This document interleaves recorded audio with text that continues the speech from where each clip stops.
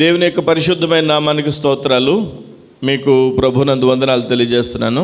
ఈ ఆదివారం ఆరాధనలో పాలు పొందినటువంటి మీకు ప్రభు యొక్క నామమున శుభములు, దేవుని యొక్క దీవెనలు కలుగునుగాక. దేవుని యొక్క వాక్యాన్ని, వర్తమానాన్ని కొద్ది నిమిషాలు మనం ధ్యానం చేద్దాం. చూడండి, కీర్తనల గ్రంథము 25వ అధ్యాయము 25వ కీర్తన 25వ కీర్తన భాగాన్ని చదువుకుందాం. 25వ కీర్తనలో దావీదు వ్రాసినటువంటి కీర్తనలో కొన్ని వచనాలు మనం చదువుకుందాం. దావీదు అంటాడు, యెహోవా నీ దిక్కునకు చూచి నా ఆత్మను ఎత్తుకొనుచున్నాను, నీ దిక్కునకు చూచి నా ఆత్మను ఎత్తుకొనుచున్నానని ప్రారంభించి ఒక ప్రాముఖ్యమైనటువంటి పదం పలుకుతాడు. ఆ పదం 2వ వచనంలో చూడగలుగుతాం. నా దేవా, నీ యందు నమ్మిక ఉంచి ఉన్నాను, నన్ను సిగ్గుపడనీయకము. దేవా, నీ యందు నమ్మిక ఉంచి ఉన్నాను, నన్ను సిగ్గుపడనీయకము. దావీదు చాలా ప్రార్థనలు చేశాడు, కానీ దావీదు చేసినటువంటి ప్రార్థనల్లో ఈ ప్రార్థన చాలా ప్రత్యేకమైంది. ఎందుకంటే దావీదు తన యొక్క ప్రార్థనల్లో లేదా తన యొక్క కీర్తనల్లో, తన యొక్క ధ్యానాల్లో ఈ పదం చాలా అరుదుగా వాడాడు. అంటాడు, నన్ను సిగ్గుపడనీయద్దు, నన్ను సిగ్గుపడనీయకము అని అంటాడు. దేవునికి స్తోత్రం కలుగునుగాక. దావీదు యొక్క మనసులో దేవుడే కనుక కలగజేసుకోకపోతే నేను సిగ్గుపడిపోతాను అనే ఆలోచన ఉంది. దేవుడే కనుక సహాయం చేయకపోతే నిన్ను సిగ్గుపడిపోతాను అనే ఆలోచన ఉంది. దేవుడే కనుక కార్యం చేయకపోతే నిన్ను సిగ్గుపడిపోవాలి అనే ఆలోచన ఉంది. అందుకనే దేవుని ముందు ఒక ప్రార్థన చేస్తున్నాడు. నా దేవా, నీ యందు నమ్మిక ఉంచి ఉన్నాను, నన్ను సిగ్గుపడనీయకము అని. సహజంగానే అందరూ మనతో సహా సిగ్గుపరచబడాల్సిన పరిస్థితుల్లో ఎవరు కోరుకుంటాం? సిగ్గుపడిపోవాల్సినటువంటి పరిస్థితులు ఎవరు కోరుకుంటాం? ఎవరూ కూడా కోరుకోం. అయితే భక్తుడైన దావీదుకి తెలుసు, సిగ్గుపడనీయకుండా ఉంచగలిగినది దేవాది దేవుడే అని దావీదుకి తెలుసు. దేవునికి స్తోత్రం కలుగునుగా. చాలా ప్రార్థనలు చేస్తాం మనం. అయితే ఈ ప్రార్థన నా మనసుని ఒకసారి నిలిపివేసింది. అక్కడ చాలా ప్రార్థనలు చేస్తాం, అది కావాలి, ఇది కావాలి, అది చెయ్యి, ఇది చెయ్యి అని అంటాం. కానీ దేవా, నన్ను సిగ్గుపడనీయొద్దు, నన్ను సిగ్గుపడనీయకము అని చెప్పి ఈ ప్రార్థన మన జీవితాలలో ఎప్పుడైనా చేశామా? దేవుడు కలుగజేసుకోకపోతే, దేవుడు సహాయం చేయకపోతే, దేవుడు కనికరం చూపించకపోతే, దేవుడే కనుక మన జీవితాలలో ఆయన యొక్క ప్రణాళిక అమలు పరచకపోతే మనం సిగ్గుపడిపోవాల్సి వస్తుంది అన్న వాస్తవమైన విషయాన్ని మనం గ్రహించాలి. దేవునికి స్తోత్రం కలుగునుగాక. అందుకనే భక్తుడు అంటాడు, నన్ను సిగ్గుపడనీయద్దు, నన్ను సిగ్గుపడనీయకము అని అంటాడు. దేవునికి స్తోత్రం కలుగునుగాక. హల్లెలూయా, హల్లెలూయా. మీ మనసులకి గుర్తొస్తున్నాయా ఎప్పుడైనా మీరు సిగ్గుపడినటువంటి విషయాలు? ఈ లోకంలో ఆర్థిక అసమానతలు మనుషుల్ని సిగ్గుపరుస్తాయి. ఈ లోకంలో మన యొక్క పరిస్థితులు బంధువుల మధ్యలో కానీ స్నేహితుల మధ్యలో కానీ మనం సిగ్గుపడవలసినటువంటి పరిస్థితుల్లోనికి నెట్టేస్తాయి. అలాంటి పరిస్థితుల్లో ఎప్పుడైనా సిగ్గుపడ్డామా? నేనంటాను, ప్రభు యొక్క మహాకృపను బట్టి సిగ్గుపరచబడాల్సినటువంటి పరిస్థితుల్లో సిగ్గుపడినా దేవుడు అంతిమంగా కృప చూపిస్తూ కనికరిస్తూ తల ఎత్తుకుని వానిగా చేశాడు. దేవునికి స్తోత్రం కలుగునుగాక. హల్లెలూయా. భక్తుడు అంటాడు, నన్ను సిగ్గుపడనీయకము. ఎందుకని అసలు ఈ భయం ఇతనికి వచ్చింది? దావీదుకి ఎందుకు వచ్చిందంటే, తర్వాత వచనం చూడండి, నా శత్రువులు నన్ను గూర్చి ఉత్సాహింపనీయకము, నీ కొరకు కనిపెట్టే వారిలో ఎవడూ సిగ్గునందడు, హేతువు లేకుండానే ద్రోహము చేయువారు సిగ్గునందుదురు అని అంటాడు. దేవునికి స్తోత్రం కలుగునుగాక. హల్లెలూయా. నా శత్రువులను నన్ను గూర్చి ఉత్సాహింపనీయకము. ఎందుకు సిగ్గుపడుతున్నాడంటే, దావీదుకి శత్రువులు ఎక్కువైపోయారు. దావీదును చూసి ఓర్వలేని వారు ఎక్కువైపోయారు. దావీదు యొక్క ఆత్మ నడిపింపు లేదా దావీదుకి దేవుడిచ్చినటువంటి ఆశీర్వాదాలను చూసి శత్రువులు ప్రబలమైపోయారు. అలాంటి శత్రువులను గూర్చి దావీదు గుర్తు చేసుకుని, ప్రభువా, నా శత్రువులు నన్ను గూర్చి ఉత్సాహిస్తారు, వాళ్ళ ముందు నాకు అపజయం కనుక వస్తే, వాళ్ళ ముందు నాకు అవమానం కనుక వస్తే నేను సిగ్గుపడాలి కదా ప్రభువా, నన్ను సిగ్గుపడనియొద్దు. ఈ సమయంలో నన్ను సిగ్గుపడనియొద్దయా అని అడుగుతున్నాడు. దేవునికి స్తోత్రం. ఈ ప్రార్థన నాకు అవసరం, మీకు అవసరమని తెలిస్తే ఈరోజు ప్రభు నాతో ఈ ప్రార్థన గురించి మాట్లాడుతున్నాడు అని గుర్తు చేసుకోవాలి. ఎందుకంటే నా ముందున్నటువంటి గోల్స్ని, నా ముందున్నటువంటి నేను అందుకోలేనంత ఎత్తైనటువంటి గోల్స్ని నేను అందుకోవాలి అని అంటే నా దేవుని యొక్క కృప కావాలి, ప్రణాళిక కావాలి, కాపుదల కావాలి, సహాయం కావాలి. లేకపోతే నేను సిగ్గుపడిపోతానన్న వాస్తవమైన విషయం నాకు తెలుసు. కాబట్టి ప్రభు ఈరోజు ఈ మాటను మనకు గుర్తు చేస్తున్నాడు. నన్ను సిగ్గుపడనియొద్దయా. ఏ ప్రార్థనాంశం మన ముందుందో, ఎలాంటి గోల్ మనం నిర్ణయించుకుని ఉన్నామో, ఆ గోల్ని ఆ సమయానికి కనుక రీచ్ అవ్వకపోతే సిగ్గుపడిపోతానయ్యా, నన్ను సిగ్గుపడనియొద్దు ప్రభు అని అంటాడు. దేవునికి స్తోత్రం కలుగునుగాక. హల్లెలూయా, హల్లెలూయా. అసలు సిగ్గుపడాల్సింది ఎవరు సిగ్గుపడాలి? సిగ్గుపడాల్సింది ఎవరు? నేను కాదు కదా. నేనెందుకు సిగ్గుపడాలి ప్రభువా? ఎందుకంటే నేను నీ యందు నమ్మిక ఉంచి ఉన్నాను కదా. నేనెందుకు సిగ్గుపడాలయ్యా? దేవునితో మాట్లాడుతున్నాడు దావీదు.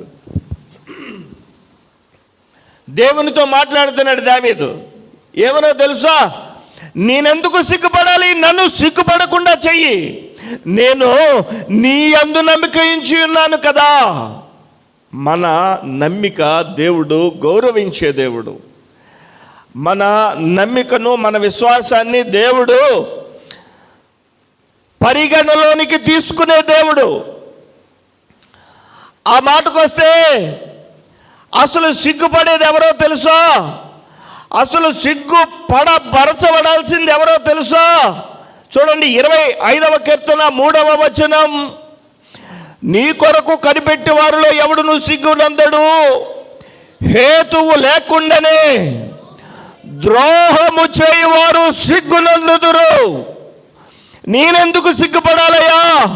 హేతువు లేకుండానే ద్రోహం చేసేవారు సిగ్గుపడాలి. కానీ నేను నీ యందు నమ్మిక ఉంచి ఉన్నాను కాబట్టి నేనెందుకు సిగ్గుపడాలి? సిగ్గుపడనీయకుండా నాకు సహాయం చెయ్యయ్యా అని అడుగుతున్నాడు. దేవునికి స్తోత్రం కలుగును గాక. హల్లెలూయా, హల్లెలూయా. సిగ్గుపరచబడకుండా ప్రభు కాపాడాలి. సిగ్గుపడ్డామా? ఎస్, నేను సిగ్గుపరచబడ్డాను గత కాలంలో. కానీ ప్రభు సిగ్గుపరచబడనీయకుండా ఆయన తల ఎత్తువానిగా ప్రభు కనికరం చూపించాడు. దేవునికి స్తోత్రం కలుగునుగాక. హల్లెలూయా. ఈరోజు కారులో తిరుగుతున్నాను కదా. ఈరోజు కారులో తిరుగుతున్నప్పుడు పాస్టర్ గారు కారులో తిరుగుతున్నారని బహుశా ఎవరైనా అనుకోవచ్చు. కానీ ఈరోజు కారులో తిరిగే ముందు, కొన్ని సంవత్సరాల ముందు ఎర్రగూడెం సెంటర్లో ఆటోకి డబ్బులు లేనటువంటి రోజు నాకు గుర్తుంది. ఆటోకి డబ్బులు లేనప్పుడు ఆ బండి మీద ఎవరైనా డ్రాప్ చేస్తారేమో అని చెప్పి క్యారేజీ పట్టుకుని నిలబడి ఉంటే ఆ వ్యక్తి నాకు తెలిసినటువంటి వ్యక్తినే బండి మీద ఎక్కించుకోమని అడుగుతాడేమో. ఒకవేళ ఇక్కడి నుండి అక్కడికి వెళ్ళే లోపల ఏదైనా డబ్బులు అడుగుతాడేమో, సహాయం అడుగుతాడేమో అని తల అటువైపుకు తిప్పి వెళ్ళిపోయినటువంటి సందర్భాలు ఉన్నాయి. అక్కడ నాకు అనిపించింది, ప్రభా భూమి బద్దలైపోతే బాగుండు, ఇక్కడ నేను మాయమైపోదును కదా. ఇప్పుడు ఆకాశంలోనికి నేను రెక్కలు కట్టుకుని ఎగిరిపోతే బాగుండు కదా. ఈ సమయంలో నేను ఎలాగ ప్రయాణం చేయాలి అన్న సందర్భం నాకు ఇంకా గుర్తుగా ఉంది. దేవునికి స్తోత్రం కలుగును గాక. అంటాడు భక్తుడు, నన్ను సిగ్గుపడనీయకు. దేవునికి స్తోత్రం కలుగును గాక. సిగ్గుపడాల్సింది నేనెందుకు సిగ్గుపడాలయ్యా? నా శత్రువులు నన్ను గూర్చి ఉత్సాహింపనీయకు. నీ కొరకు కనిపెట్టు వారిలో ఎవ్వడునూ సిగ్గు పొందడు. నీ కొరకు కనిపెట్టుకుంటున్నాను, నీ యందు నమ్మిక ఉంచుకుంటున్నాను. నేను సిగ్గుపడ్డం ఏంటయ్యా? అసలు ఎవరు సిగ్గుపడాలి చూడండి. 31వ కీర్తన భాగం చూసారు, చదువుదాం. 31వ కీర్తన 17వ వచనం. యెహోవా, నీకు మొర్రపెట్టి ఉన్నాను, నన్ను సిగ్గు నందనీయకము. నీకు మొర్ర పెడుతున్నానయ్యా, నీకు ప్రార్థన చేస్తున్నానయ్యా, నీ యందు నమ్మిక ఉంచుతున్నానయ్యా, నిన్ను ఆశ్రయించానయ్యా. నన్ను సిగ్గుపడనీయొద్దు. అసలు ఎవరు సిగ్గుపడాలంటే తర్వాత మాట చదవండి. భక్తిహీనులు సిగ్గుపడుదురు గాక. భక్తుడనైన నేను, విశ్వాసం కలిగిన నేను, నిన్ను ఆశ్రయించిన నేను, నీకు మొర్ర పెడుతున్న నేను ఎందుకు సిగ్గుపడాలి? సిగ్గుపడే పరిస్థితులు నాకు లేకుండా చెయ్యయా అని అంటాడు. దేవునికి స్తోత్రం కలుగును గాక. హల్లెలూయా, హల్లెలూయా. దేవునికి స్తోత్రం కలుగును గాక. కానీ మోషేని దేవుడు పిలిచాడు. మోషేతో దేవుడు అన్నాడు, మోషే, ఇజ్రాయేలీయుల్ని ఐగుప్తు బానిసత్వం నుంచి నువ్వు విడిపించడానికి నువ్వు రా, నిన్ను ఫరో దగ్గరికి తీసుకెళ్తాను అని అన్నాడు. ప్రభువా, నాకు మాట్లాడటం రాదయ్యా, నన్ను వాళ్ళంతా ఎదిరిస్తారు, ఇదంతా నా వల్ల కాదు, ఎవరినైనా చూసుకో అని అన్నాడు. దేవుడు అన్నాడు, మోషే, నిన్నే నేను ఎన్నుకున్నాను, నువ్వు రావాలి అని అడిగినప్పుడు మోషే ఫరో ఎదుట నిలబెట్టాడు దేవుడు మోషేని తీసుకెళ్ళి. ఎందుకంటే ఫరో అనబడిన ఐగుప్తు రాజు యొక్క చేతిలో ఇజ్రాయేలీయులు మగ్గిపోతున్నారు. దేవుడు ఏమన్నాడు మోషేతో? ఏమన్నాడు? మోషే, నేను ఇజ్రాయేలీయుల్ని వాగ్దాన దేశం తీసుకెళ్తాను, నువ్వు నాయకత్వం వహించి నువ్వు బయటికి తీసుకొచ్చాయి అన్నాడు. అన్నాడా లేదా? ఫరో మోషే ఫరో దగ్గరికి వెళ్ళేసరికి ఫరో యొక్క మనసు కఠినపరచబడిందట. ఎవరు కఠినపరిచారో తెలుసా? దేవుడే ఫరో మనసును కఠినపరిచాడు. వింటున్నారా బాగా? ఏదో మోషే బ్రతుకులో మోషే బ్రతుకుతుంటే దేవుడు అగ్ని జ్వాలలు ఆ యొక్క మండుచున్న పొదలో కనబడి మోషేతో మాట్లాడి మోషేని ఎన్నుకుని మోషేని ఏర్పాటు చేసుకుని నువ్వు ఇజ్రాయెల్ వెళ్ళి ఐగుప్తు బానిసత్వం నుంచి వాగ్దాన దేశం వైపు నడిపించాలి, నువ్వు నాయకుడిగా ఉండాలి అని మోషేను రేపి మోషేను ఫరో రాజు యొద్దకు తీసుకెళ్తే అక్కడే ఫరో రాజుని మనసుని కఠినం చేశాడట. ఇదేంటిది? దేవుడు మోషేతో ఏం చెప్పాడు? నేను నాయకత్వం ఇస్తున్నాను, నీ ద్వారా ఐగుప్తు దేశం నుంచి ఇజ్రాయెల్ని బయటికి నడిపించాలనుకుంటున్నాను. నడిపించాలి కదా. ఫరో దగ్గరికి వెళ్ళినప్పుడు ఫరో బెదిరిపోయి అదిరిపోయి కంగారు పడిపోయి నీ జనుల్ని నువ్వు తీసుకుపో అని అనాలి కదా. అలా అనలా. దేవుడు ఫరో హృదయమును కఠినపరచెను అని వ్రాయబడింది. ఇదేంటి? మోషే సిగ్గుపడిపోవాలి కదా,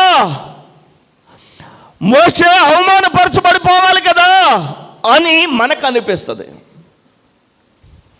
కానీ దేవుని యొక్క ప్రణాళిక ఏంటో తెలుసా? మోషే నువ్వు వెళ్ళి ఫరో ముందు నిలబడి, ఇదిగో దేవుని పక్షంగా వచ్చాను, నా ప్రజల్ని బయటకు తీసుకువెళ్ళిపోతాను అనగానే పంపించేస్తే మోషే నువ్వు దేవుడు అయిపోతావు. మోషే నేనే ప్రజల్ని నడిపించానని నువ్వు అనుకుంటావు. నువ్వు ఫరో ముందుకు వెళ్ళినప్పుడు ఫరో హృదయాన్ని నేనే కఠినపరుస్తాను. నువ్వు పంపించమని అడగాలి, మోషే నేను పంపించనని మోషే పంపించమని అడగాలి, ఫరో నేను పంపించను ఇజ్రాయేల్ని అని చెప్పాలి. దేవుని యొక్క ప్రణాళిక మనకు అర్థం కాదు. దేవుని యొక్క ప్రణాళిక మనకు అర్థం కాదు. అనుకుంటాం ఇదిగో ఇప్పుడు ఇలా జరిగిపోతే బాగుండును కదా అనుకుంటాం, ఇదిగో ఇప్పుడు ఇలా జరిగిపోతే బాగుండును కదా అనుకుంటాం. కానీ దేవుడు ఒక ప్రణాళికను ఏర్పాటు చేశాడు. ఆ ప్రణాళికలో దేవుని యొక్క ఆశీర్వాదం మనం రుచి చూస్తాం. ఆమేన్. హల్లెలూయా, హల్లెలూయా, హల్లెలూయా, హల్లెలూయా.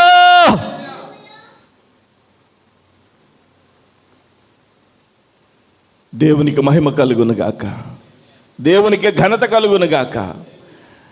మోషే ఎప్పుడైతే ఫరో ముందు నిలబడ్డాడో, ఫరో యొక్క మనసు ఎప్పుడైతే కఠినపరచబడిందో, మోషే యొక్క వెనుకున్న జనాలు, మోషేతో ఉన్న అహరోను వీళ్ళందరూ ఏమనుకుని ఉండి ఉంటారు? మోషే చెప్పండి. దేవుడు పంపిస్తానన్నాడు, దేవుడు కృప చూపుతానన్నాడు, దేవుడు సహాయం చేస్తానన్నాడు, దేవుడు మేలు చేస్తానన్నాడు. ఏది ఎక్కడ కనిపించడం లేదే. కనుచూపు మేరలో నా యొక్క ప్రణాళిక నాకు కనిపించడం లేదే అని అనుకుని ఉండుంటారు బహుశా. అనుకోరా? కానీ దేవుని యొక్క ప్రణాళిక ఏంటంటే, మోషే కఠినపరచబడిన తర్వాత దేవుడు అక్కడ అద్భుత కార్యాలు చేస్తే అప్పుడు నా దేవుడు ఈ కార్యాలని చేశాడని చెప్పే అవకాశం మనకు దొరుకుతుంది. దేవునికి స్తోత్రం కలుగును గాక. హల్లెలూయా, హల్లెలూయా, హల్లెలూయా. దేవునికి మహిమ కలుగును గాక, దేవునికి ఘనత ప్రభావములు కలుగును గాక. ఒక్కోసారి నాకు మనసు నా మనసు కాదు, ఒక్కోసారి సాతాను వచ్చి చెవిలో, ఇదిగో ఇవన్నీ నీకు ఎందుకని, నువ్వేం చదువుకున్నావు చెప్పు, నువ్వు ఇప్పుడు కనుక ఉద్యోగానికి వెళ్తే కనీసం 1,00,000 రూపాయలు సంపాదించుకోలేవా, ప్రశాంతంగా ఉండవా, ఇవన్నీ నీకు ఎందుకంటావు? ఎవరంటారు చెప్పండి?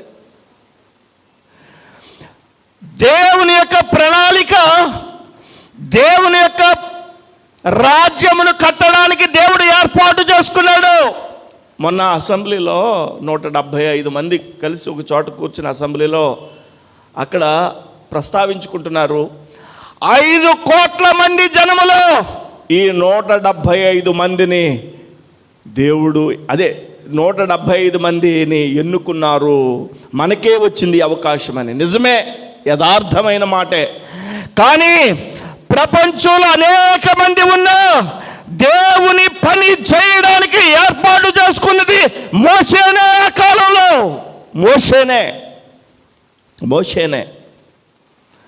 మోషే ఫరో ముందు నిలబడినప్పుడు మోషే ఆలోచనకి అందడం లేదు. ఇదేంటి ఇంకా ఇంకా ఇంకా ఇంకా ఇంకా కఠినపరచబడిపోతున్నాడు, ఇంకా ఇంకా ఇబ్బంది ఎదురవుతుంది, ఇంకా ఇంకా ఇంకా ఇంకా నాకు ఇబ్బందిగా ఉంది పరిస్థితులు, నేను దేవుడు చెప్పింది సరిగ్గానే విన్నానా, అసలు దేవుడే కనుక ఈ జనాన్ని బయటికి నడిపిస్తాడా అనేటంతగా ఫరో హృదయం కఠినపరచబడిపోయింది. దేవునికి స్తోత్రం కలుగునుగాక. హల్లెలూయా, హల్లెలూయా. మనం స్వీట్ తింటాం, ఎవరన్నా వస్తే ఏం పెడతాం? స్వీటు హాటు పెడతాం కదా. స్వీట్ పెట్టిన తర్వాత హాట్ పెట్టకుండా కాఫీ ఇచ్చేసామనుకోండి, ఎలా ఉంటుంది చెప్పండి? చప్పగా ఉంటుంది కదా. స్వీట్లోని పంచదారే ఉంది, కాఫీలోని పంచదారే ఉంది. స్వీట్ తిన్న తర్వాత కాఫీ తాగి ఏమంటే పంచదార వేయడం మర్చిపోయారేటండి అని అంటాడు. లేదు పంచదార వేసానండి అంటే లేదండి చప్పగా ఉంది అంటాడు.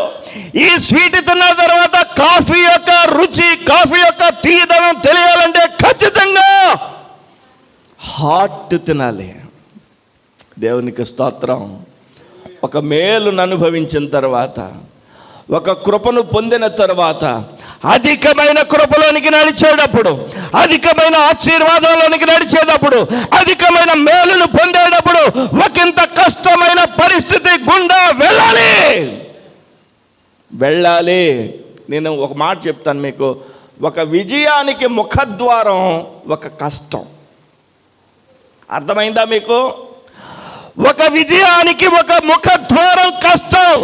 నువ్వు కష్టంలో ఉన్నావు అంటే నువ్వు ఆనందముతో, అత్యానందముతో ఉబ్బి తప్పిపోయేటట్లుగా దేవుడు నిన్ను అత్యానందములోనికి తీసుకెళ్ళబోతున్నాడు. హల్లెలూయా, హల్లెలూయా.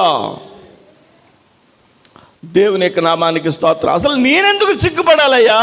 దావీదు అంటున్నాడు, నన్ను సిగ్గుపరచబడనియొద్దు, నేను సిగ్గుపడిపోవాల్సిన పరిస్థితులు రాకుండా నువ్వే కాపాడు. ఎందుకంటే నేను నిన్ను నమ్ముకున్నాను.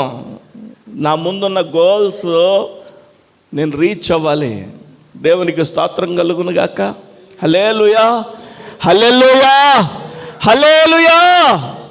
సాతాను అంటది, ఎందుకు నీకు ఈ గొడవ అంతా ఎందుకంటావు?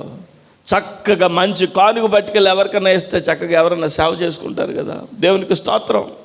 ప్రియమైనటువంటి వాళ్ళ దేవుడు ఏర్పాటు చేసుకున్నప్పుడు, నాకు తగ్గ కష్టం నాకు, మిమ్మల్ని దేవుడు విశ్వాసులుగా ఉంచుకున్నప్పుడు, నీతిగా మీరు యథార్థంగా ప్రభువునందు విశ్వాసంతో సాగుతున్నప్పుడు, మీకు తగ్గ కష్టం మీకు వచ్చినప్పుడు, మన శత్రువు యొక్క హృదయం కఠినమైపోయినప్పుడు దేవుని యొక్క ప్రణాళిక చూపిస్తాడు మనకి.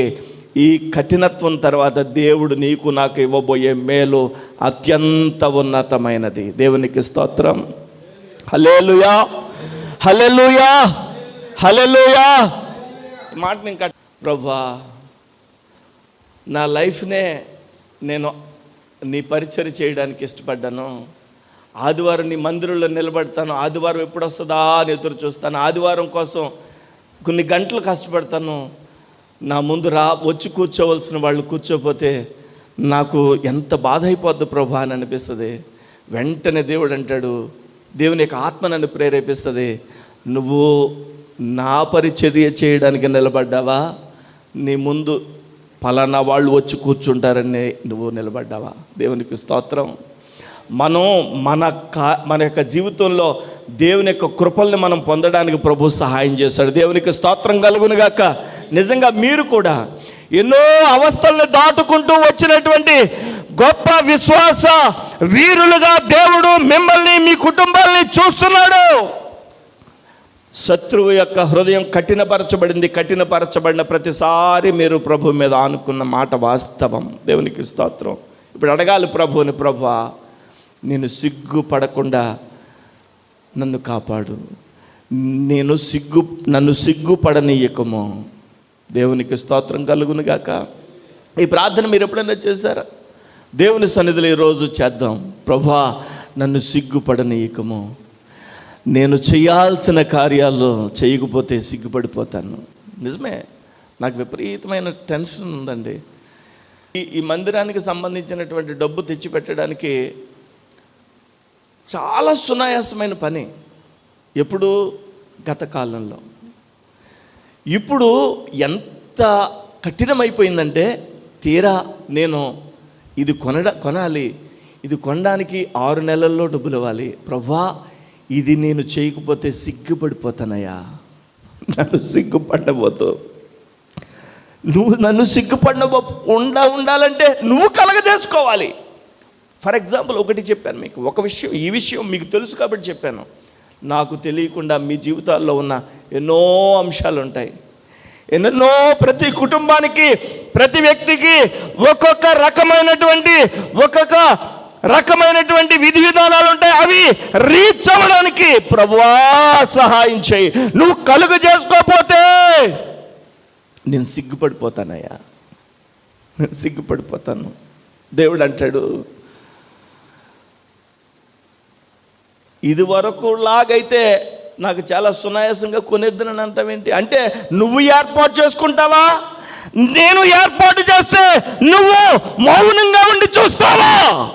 ప్రభా నువ్వే సహాయం చేయి, నమ్మిక ఉంచడం నాకు నేర్పించు. దేవునికి స్తోత్రం కలుగును గాక. హల్లెలూయా. ప్రభువా నువ్వు సహాయం చేయి, నమ్మిక ఉంచడం నాకు నేర్పించు. దేవునికి మహిమ కలుగును గాక. ఒక భక్తుడు అన్నాడు, ఒక పాస్టర్ గారు చెప్పారు, సావుకునికి ఉండేటువంటి గోల్స్ ఎలా ఉంటాయంటే, ప్రభువా ఈ మందిరం అంతా నింపబడాలి, ప్రభువా నా ముందు కూర్చున్న వీళ్ళందరికీ అధికమైన దీవెనలు కలగాలి, వీళ్ళందరూ ఆశీర్వదించబడాలి. అదే ప్రధానమైనటువంటి ప్రార్థన అంశంగా ఉంటుంది. దేవునికి స్తోత్రం కలుగును గాక. హల్లెలూయా, హల్లెలూయా. మీరు కూడా మీ కుటుంబాలకి ఏవేవో ప్రణాళికలు వేసుకుని ఉంటారు, అవి నెరవేర్చబడాలని ప్రార్థన. అంతేకాదు, ప్రభువా నీ సేవకుడు ఏదో తాపత్రయపడుతున్నాడు, ఏదో నీ కోసం నిలవాలని ఆశపడుతున్నాడు, నీ సేవకుని యొక్క ఆశ యథార్థమైనదైతే నువ్వు తీర్చయ్యా అని కూడా మీరు ప్రార్థన చేస్తారు కదండి. నన్ను సిగ్గుపడనీయొద్దు ప్రభువా అని దావీదు చేసినటువంటి ప్రార్థన ఎందుకనో నాకు ఈరోజు గుర్తొచ్చింది. అంటాడు దావీదు, నన్ను సిగ్గుపడనీయొద్దు. ఎవరు సిగ్గుపడాలి మరి? భక్తిహీనులు సిగ్గుపడాలి. 17వ వచనం, 31వ కీర్తన 17వ వచనం మరలా చదువుదాం. 2వ మాట, భక్తిహీనులు సిగ్గుపడుదురు. నేనెందుకు సిగ్గుపడాలయ్యా?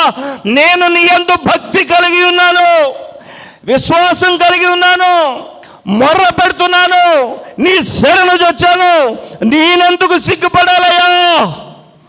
నేను కాదు, భక్తిహీనులు కదా సిగ్గుపడాలి. పాతాళమునందు వారు మౌనులై ఉంటారు. పాతాళంలోనికి వాళ్ళు దిగిపోతారు కాబట్టి వాళ్ళు సిగ్గుపడాలి. మేమెందుకు సిగ్గుపడాలయ్యా? దేవునికి స్తోత్రం కలుగును గాక. ఇదే కీర్తనల గ్రంథం 97వ కీర్తన భాగాన్ని ఒకసారి తెరిచి చూద్దాం. 97వ కీర్తన. హల్లెలూయా. 97వ కీర్తన 7వ వచనం. 97వ కీర్తన 7వ వచనం. వ్యర్థ విగ్రహములను బట్టి అతిశయపడచ్చు, చెక్కిన ప్రతిమలను పూజించు వారందరూ సిగ్గుపడుదురు. ఎవరు సిగ్గుపడాలి? నేనెందుకు సిగ్గుపడాలయ్యా? నేను నీ యందు విశ్వాసం కలిగి ఉన్నాను, నీకు మొరపెడుతున్నాను. నేను సిగ్గుపడడానికి కాదు కదా, నన్ను సిగ్గుపడనియొద్దు. సిగ్గు ఎవరు పడాలంటే భక్తిహీనులు సిగ్గుపడాలి. ఇంకెవరు సిగ్గుపడాలంటే వ్యర్థ విగ్రహములను బట్టి అతిశయపడుచు చెక్కిన ప్రతిమలను పూజించే వారందరూ సిగ్గుపడాలి.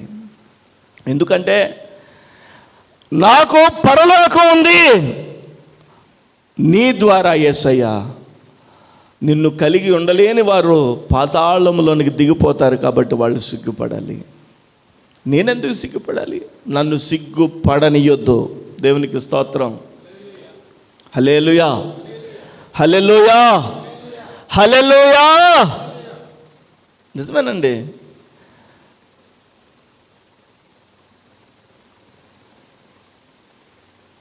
మనం మన యొక్క బ్రతుకులలో సిగ్గుపడకుండా చేయగలిగింది మన ప్రభు అయినటువంటి దేవుడు మాత్రమే.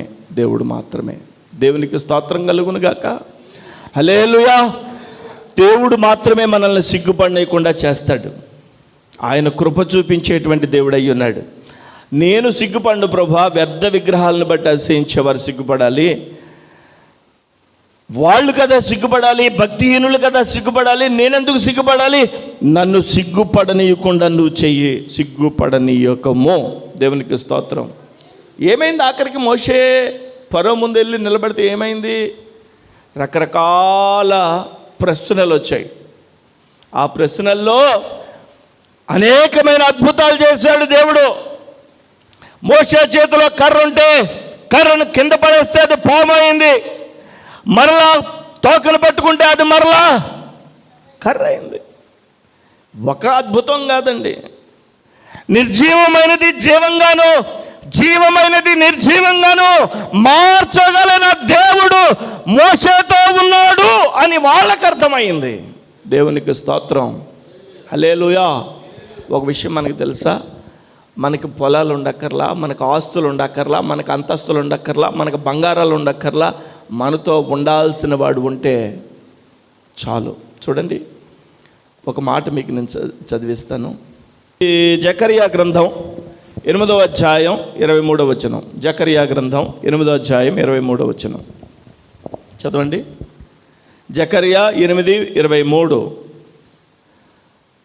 సైన్యములకు అధిపతియగు యెహోవా సెలవిచ్చినదేమనగా, ఆ దినములలో ఆయా భాషలు మాట్లాడు అన్యజనులలో 10 మంది ఒక యూదుని చెంగు పట్టుకుని, దేవుడు మీకు తోడుగా ఉన్నాడును సంగతి మాకు వినబడినది కనుక మేము మీతో కూడా వస్తామని చెప్పుదురు.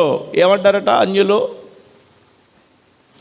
దేవుడు మీకు తోడుగా ఉన్నాడన్న సంగతి మాకు వినిపించింది కనుక మేము మీతో వస్తామని అన్యులు అంటారట. దేవునికి స్తోత్రం కలుగును గాక. ఇది వాగ్దానం. మన దగ్గర ఉండేటువంటి ఆస్తిని బట్టి అంతస్తుని బట్టి రారు. దేవుడు మనకు తోడుగా ఉన్నాడన్న సంగతి అన్యులు విని ఒక యూదుని చెంగ పట్టుకుని 10 మంది అన్యజనులు కూడా వస్తారట. దేవుడు మీతో కూడా ఉన్నాడన్న సంగతి మాకు వినిపించిందని. దేవునికి స్తోత్రం కలుగును గాక. హల్లెలూయా, హల్లెలూయా, హల్లెలూయా. మనతో బంధుత్వం కావాలని, దేవుడు మనతో ఉన్నాడన్న సంగతి గ్రహించిన వారు మనతో బంధుత్వాన్ని కోరుకుంటారు, మనతో స్నేహాన్ని కోరుకుంటారు, మన సహవాసాన్ని కోరుకుంటారు, మనతో ఉంటారు. అన్యజనుల సైతము యూదుని చెంగు పట్టుకుని 10 మంది వచ్చినట్లుగా వచ్చుదురుగాక. హల్లెలూయా, హల్లెలూయా. ఈరోజు మీ ముందు ఏ ప్రణాళిక ఉందో చెప్పండి. పైకి చెప్పక్కర్లేదు. ఎంత అవసరమైన ప్రణాళిక చెప్పండి, పైకి చెప్పక్కర్లేదు. ఆ ప్రణాళికని మీరు ఒకవేళ జయించకపోతే సిగ్గుపడిపోతారన్న వాస్తవమైన విషయాన్ని గ్రహించి, ప్రభువా నన్ను సిగ్గుపడనియొద్దు, నువ్వే నన్ను సిగ్గుపడనియొద్దు అని ప్రార్థన చేయాలి. దానియేలు గారి గురించి ప్రార్థన చేస్తుంటే, ఇదిగో పాత బస్సు ఎక్కిస్తానంటావేంటి, కొత్త బస్సు రెడీ చేస్తే పాత బస్సు ఎక్కిస్తానంటావేంటి? దేవుని యొక్క ప్రణాళిక ఉన్నతమైనటువంటి ప్రణాళిక. దేవునికి స్తోత్రం. హల్లెలూయా, హల్లెలూయా, హల్లెలూయా, హల్లెలూయా. ప్రభువా కనికరం చూపించయ్యా, సిగ్గుపడిపోకుండా సహాయం చేయ్యా. దేవునికి స్తోత్రం. నీ మీదే కదా ఆధారపడ్డాను, నిన్నే కదా కోరుకున్నాను, నిన్నే కదా ఆశ్రయించాను, నీకే కదా మొర్ర పెడుతున్నాను. సిగ్గుపడకుండా సహాయం చేయి. నేనెందుకు సిగ్గుపడాలయ్యా? అయినా నేనెందుకు సిగ్గుపడాలి? సిగ్గుపడాల్సింది భక్తిహీనులు కదా, సిగ్గుపడాల్సింది విగ్రహములను పూజించేవారు కదా. నేనెందుకు సిగ్గుపడాలయ్యా? దావీదు అంటాడు. హల్లెలూయా. మరొక మాటని మనం పరిశీలన చేద్దాం. దేవునికి మహిమ కలుగునుగాక, దేవునికి స్తోత్రం కలుగునుగాక. హల్లెలూయా, హల్లెలూయా. దేవుని సన్నిధానంలో మరొక మాట మనం చూద్దాం. 119వ కీర్తన 80వ వచనం. 119వ కీర్తన 80వ వచనం. ఒకటి, నేను సిగ్గుపడకుండా ఉండడానికి నీ యందు విశ్వాసం ఉంచాను. అంతే కదా? నీ యందు నేను సిగ్గుపడకుండా ఉండడానికి నీ యందు విశ్వాసం ఉంచాను. రెండవదిగా, నేను సిగ్గుపడకుండానట్లు నా హృదయము నీ కట్టడల విషయమే నిర్దోషమగునుగాక. నీ కట్టడల విషయంలో నేను నిర్దోషమగునుగాక అని ప్రార్థన చేస్తాడు.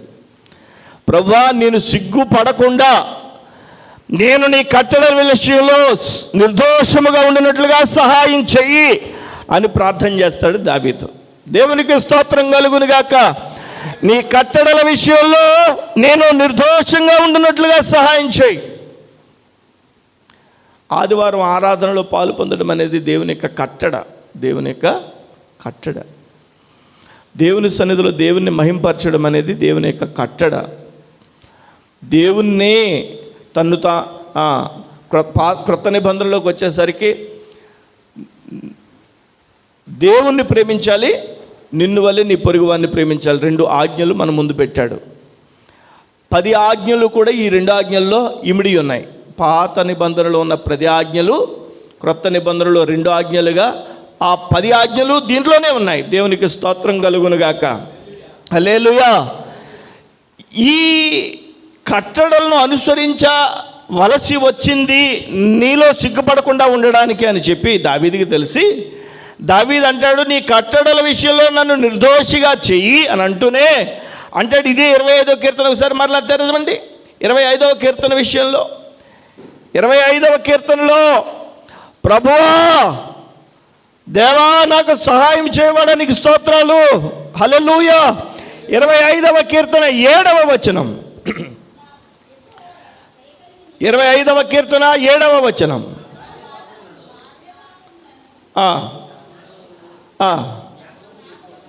హల్లెలూయా.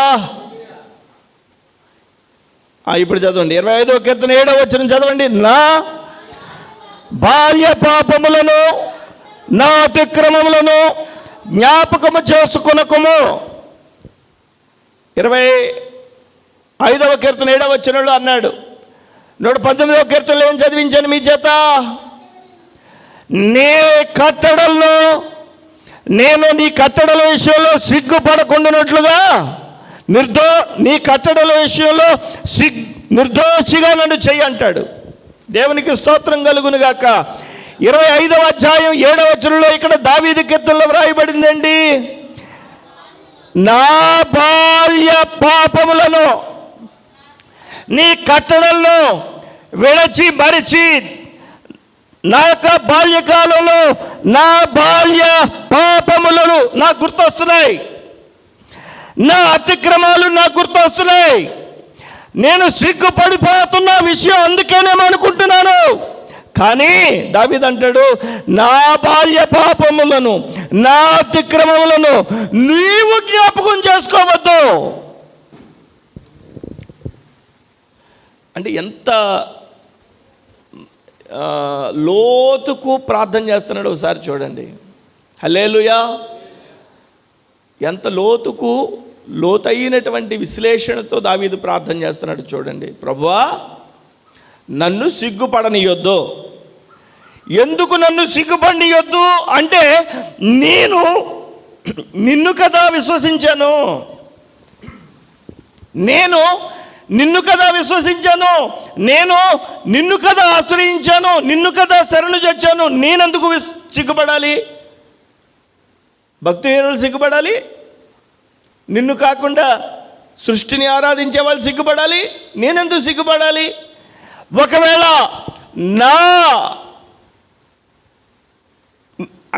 నేను నీ కట్టడల విషయంలో నిర్దోషిగా ఉండినట్లుగా సహాయం చేయి. కానీ నా బాల్య పాపములు, నా అతిక్రమాలు నాకు గుర్తొస్తున్నాయి.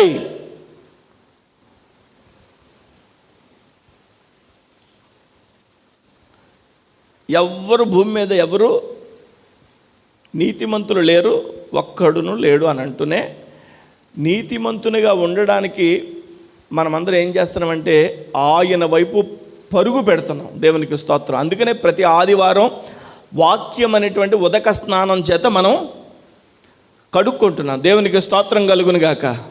హల్లెలూయా. ప్రతిరోజు ఏం చేస్తాం? మనం స్నానం చేస్తాం కదా. ప్రతి వారం కూడా దేవుని యొక్క వాక్యం షవర్ బాత్ అన్నమాట. ఇది దేవునికి స్తోత్రం. పరిశుద్ధాత్మ ద్వారా వాక్యం అనే ఆ యొక్క స్నానం, ఉదక స్నానం చేత మనం పరిశుద్ధపరచబడుతూ ఉన్నాం. దేవునికి స్తోత్రం కలుగునుగాక. హల్లెలూయా. ఈరోజు మనం నేర్చుకుంటున్నటువంటి పాఠం అంశం ఏంటంటే, చాలా దగ్గరైనది మన మనసుకి. ప్రభువా, నువ్వు కలగ చేసుకోకపోతే నేను సిగ్గుపడిపోతానయ్యా, నేను సిగ్గుపడిపోతాను. నేను సిగ్గుపడకుండా ఉండాలంటే నువ్వే నన్ను సిగ్గుపడకుండా కాపాడు. ఎందుకు నన్ను సిగ్గుపడనియొద్దు అన్నానంటే, నీ యందు విశ్వాసం ఉంచాను కదా. ఇంకా నన్ను ఎందుకు సిగ్గుపడనియొద్దు అన్నానంటే, నీ కట్టడల విషయంలో నాకు తప్పిపోకుండా సహాయం చెయ్యి. కానీ నా బాల్య పాపములు, నా అతిక్రమాలు నాకు గుర్తొస్తున్నాయి. నువ్వు మాత్రం అది గుర్తు చేసుకోకు. పడమటికి తూర్పెంత ఎడము, పాపములకు మనకునంత ఎడమ కలగా చేసి ఉన్నాడు. మన పాపములను ఎడముగానే చేసి ఉన్నాడు. ఆ కారణముచే దేవ సంస్తుతి చేయవే మనసా. ఏమన్నాడు? ప్రభువా, నా బాల్యకాలములో నా బాల్య పాపములను, నా అతిక్రమములను జ్ఞాపకం చేసుకోవద్దు. ఇంకా తర్వాత మాట చదవండి. యెహోవా, నీ కృపను బట్టి నీ దయ చొప్పున నన్ను జ్ఞాపకంలో ఉంచుకో. చూసారు ఈ ప్రార్థన? నేను సిగ్గుపడిపోకుండా ఉండాలంటే నీ జ్ఞాపకాలలో నన్ను ఉంచుకోవయ్యా. నా పాపాన్ని, నా అతిక్రమాన్ని జ్ఞాపకం చేసుకోవద్దు, నన్ను జ్ఞాపకం చేసుకో. వినిపిస్తుంది ఈ మాట? నన్ను జ్ఞాపకం చేసుకో దేవా. దేవుని యొక్క జ్ఞాపకాల్లో మనం ఉంటే దేవుడు సహాయం చేస్తాడు. దేవునికి స్తోత్రం కలుగును గాక. వడ్డించేవాడు మనోడైతే ఎక్కడ కూర్చుంటే ఏంటి? వడ్డించేవాని జ్ఞాపకాలలో మనం ఉంటే ఎక్కడ కూర్చుంటే ఏంటి? ఏ బంతిలో కూర్చుంటే ఏంటి? మొదట్లో కూర్చుంటే ఏంటి? చివరిలో కూర్చుంటే ఏంటి? వడ్డించేవాని జ్ఞాపకాలలో మనం ఉండాలి కదా. భక్తుడు చూసారా? నేను సిగ్గుపడిపోకుండా ఉండాలంటే నన్ను నువ్వు గుర్తుపెట్టుకో చాలంతే. చాలామంది మనకి ఎదురవుతారు, చాలామంది మన జీవితాల్లో మనకి ఎదురవుతారు, కానీ అందరి జ్ఞాపకాలలో మనం ఉండలేం. ఒక విషయం చెప్పనా? మనల్ని ఎప్పుడు మర్చిపోని వాడు ఒకడున్నాడు. ఆయన ప్రభువైన యేసు. దేవునికి స్తోత్రం. ఆయన జ్ఞాపకాలలో మనం ఉండాలి. దేవునికి స్తోత్రం. నన్ను గుర్తుపెట్టుకో ప్రభువా, నీ జ్ఞాపకంలో నన్ను ఉంచుకో. నా అతిక్రమాన్ని ఉంచుకోవద్దు, నువ్వు మర్చిపోవా దాన్ని, కానీ నన్ను నీ జ్ఞాపకంలో ఉంచుకో. దేవునికి స్తోత్రం కలుగునుగాక. హల్లెలూయా. యోబు గ్రంథం ఒకసారి తెరవండి. యోబు గ్రంథం 19వ అధ్యాయం. యోబు గ్రంథం 19వ అధ్యాయం 14వ వచనం ఒకసారి చదవండి. నా బంధువులు నా యొద్దకు రాకయున్నారు. ఎవరన్నారు? భక్తుడు అంటున్నాడు, నా బంధువులు నన్ను మర్చిపోయారు. నా బంధువులు నన్ను మర్చిపోయారు. బంధుమిత్రుల యందు వెలుగుతున్న ప్రేమ దీపము నూనె ఉన్నంత కాలమే వెలుగునిచ్చి ఆరిపోవును. ఏంటంటే దీని అర్థం, బంధుమిత్రులుకి మనకి మధ్యలో ఒక ప్రేమ దీపం వెలుగుతుందంట. ఆ ప్రేమ దీపం ఆరిపోతుంట ఎప్పుడో తెలుసా? నూనె ఉన్నంత కాలమే వెలుగునిచ్చి ఆరిపోవును. ఒకవేళ మన దగ్గర డబ్బులు లేవనుకోండి, మన దగ్గర ఆస్తి లేదనుకోండి, మనం ఎంత దగ్గర బంధువైనా ఈ బంధువేననుకోండి కాస్తంత దూరం అంటారు కదండి. ప్రియమైనటువంటి వారులారా, ఈరోజు ప్రభు అంటున్నాడు, నేను నిన్ను గుర్తు పెట్టుకునేవాడిని. దేవునికి నా జ్ఞాపకాలలో నువ్వు ఉన్నావు. హల్లెలూయా. ఇంకా చదవండి, యోబు గ్రంథం 19:14. నా బంధువులు నా యొద్దకు ఎందుకు రావడం లేదు? యోబు ఎందుకు రావడం లేదు? ఎందుకు రావడం లేదంటే, మొత్తం నా కుటుంబం పతనమైపోయింది, నా ఇల్లు కూలిపోయింది, నా పొలాలు పోయాయి, నా పశువులు పోయాయి. ఇక ఈవిడ ఒక్కవిడే ఉంది. ఈవిడ కూడా తెగ తిట్టేస్తుంది. దేవుడు అంటే విడిచిపెట్టాయి అంటుంది. నా బంధువులు నా యొద్దకు రాకుండా ఉన్నారు. బంధువులు అంటే పోన్లే బంధువులు అనుకున్నాం, ప్రాణ స్నేహితులు. ఏంటి స్నేహితులా? కాదు, ప్రాణ స్నేహితులు మర్చిపోయారు, జ్ఞాపకమే లేదట. ఈరోజు ఒక మాట చెప్తున్నాను మీకు, బంధువులు మర్చిపోతారు, ప్రాణ స్నేహితులు మర్చిపోతారు. నా జ్ఞాపకాల్లో నువ్వు ఉన్నావు. నేను నిన్నెందుకు సిగ్గుపడినేస్తాను? నిన్నెందుకు సిగ్గుపడినేస్తాను? నువ్వు సిగ్గుపడితే నేను సిగ్గుపడినా? నిన్నెందుకు సిగ్గుపడినేస్తాను? అయితే నువ్వు అడగడం లేదు నన్ను, దేవా నన్ను సిగ్గుపడినయొద్దు అని ఒక్కసారి కూడా అడగాలి కదా.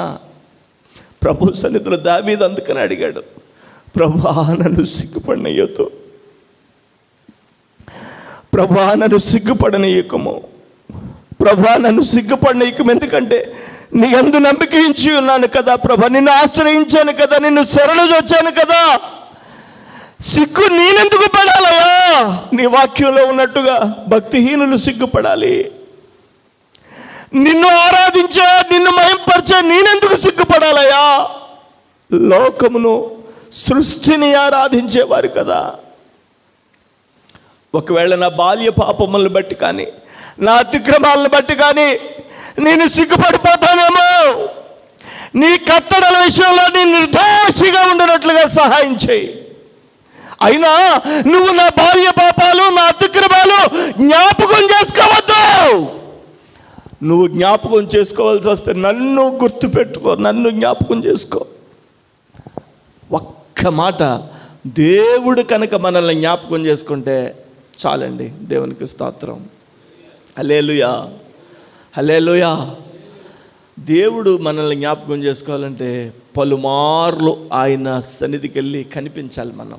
అందుకనే దేవుని మందిరంలో మాటికి వచ్చి కనిపించే వారిని దేవుడు, చెప్పండి, హల్లెలూయా, హల్లెలూయా. నేను 10 సంవత్సరాల తర్వాత మళ్ళీ మీకు కనిపించాను అనుకోండి, గుర్తు రావచ్చు.